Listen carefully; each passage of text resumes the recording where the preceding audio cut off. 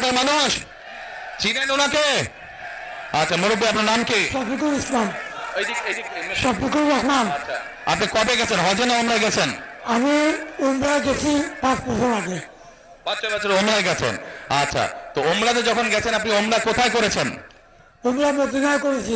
ওমরা তো মদিনায়, ওমরা তো মক্কায় করেন। মক্কায় করেছি, মদিনায় মদিনায় তো হযরত করে জিয়ারত করছি। হ্যাঁ, জিয়ারত করেছেন, নবী সাল্লাল্লাহু আলাইহি ওয়াসাল্লামের রওজা মুবারক জিয়ারত করেছেন। কিন্তু এই যে তাওয়াফ করেছেন, ওমরা করেছেন কোথায়? কাবায় না? কাবায়। আচ্ছা, আপনারা সবাই শুনতে পাচ্ছেন আমার কথা? এবার মন দিয়ে কান দিয়ে শুনবেন। আমি ওনাকে একটা প্রশ্ন করবো, দেখি উনি কি বলে। আচ্ছা মুরব্বী, বলেন তো আমাকে, এই যে কাবায় আপনি গেছেন, আল্লাহর ঘর না ওটা? ওটা তো আল্লাহর ঘর। আচ্ছা, ওটার মালিক কে বলেন? আল্লাহ। কিসের মালিক? আল্লাহ। দুনিয়ার মালিক আল্লাহ, কাবার মালিক আল্লাহ। কাবার মালিক আল্লাহ, আল্লাহ। দুনিয়ার মালিক আল্লাহ, আল্লাহ। আমাদের মালিক আল্লাহ। কিসের মালিক আল্লাহ? আমাদের মালিক আল্লাহ, রিজিকের মালিক আল্লাহ, সব কিছুর মালিক আল্লাহ। ঠিক আছে কথা? কথা ঠিক আছে? তার মানে এই দুনিয়া, এই যে সূর্য, এই যে চাঁদ উঠবে একটু পরে, চাঁদ সূর্য পৃথিবী যাই দেখি, আমরা সকল কিছুর মালিক কে? আল্লাহ রাব্বুল আলামিন হচ্ছে সকল কিছুর মালিক। আমরা কি দেখছি? আমরা দেখছি ওই যে একটা রাজনৈতিক দলের কথা বলেছি, যাদের ভূমিকা আমরা 50 বছর আগে দেখেছি। আমরা দেখছি এদের কিছু কিছু সদস্য আমাদের নিরীহ মা বোনদের বাসায় গিয়ে গিয়ে, মা বোনদের কাছে গিয়ে কিসের টিকিট বিক্রি করছে? টিকিট বিক্রি করছে, জানেন তো? হ্যাঁ, 1 মিনিট। আচ্ছা মুরব্বী, বলেন তো এই বেহেশত বা দোজখের মালিক কে? আল্লাহ পরমাধিকার। মুরব্বী বলেছে বেহেশত দোজখের মালিকও আল্লাহ তাআলা। আপনারা একমত?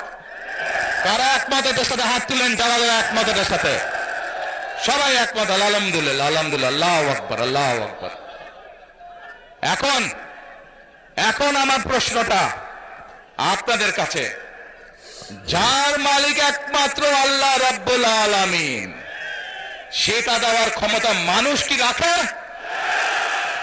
তাহলে যে মানুষ কে বলে বেহেশতের মালিক আল্লাহ তাআলা, দোজখের মালিক আল্লাহ তাআলা, কে কোথায় যাবে সেটা সিদ্ধান্ত একমাত্র আল্লাহ তাআলা নেবে।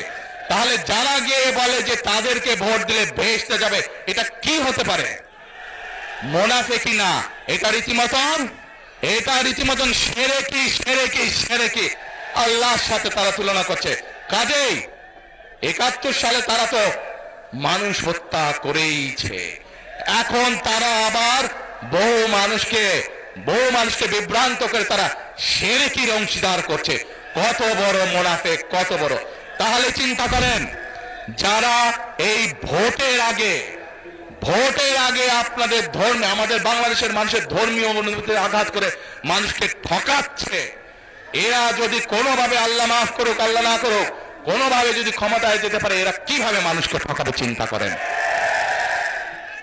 1 মিনিট, কথার যুক্তি আছে কি ভাই? যুক্তি আছে কথার? যুক্তি আছে? এই শিরকিওয়ালাদেরকে, যারা শিরকি করে, এদেরকে বর্জন করতে হবে, মানুষকে সচেতন করতে হবে। আর আরেকটি কথা বলে বক্তব্য শেষ করব। আমি কি বলেছি আপনাদেরকে? আমরা এই দেশের বেকার। মুরব্বী বসেন, আপনি ওখানে বসেন, আমি যে চেয়ারে বসছি ওই চেয়ারে বসেন, যান ওই চেয়ারে বসেন, ওখানে বসেন, এইখানে বসেন, এইখানে বসেন, বসেন।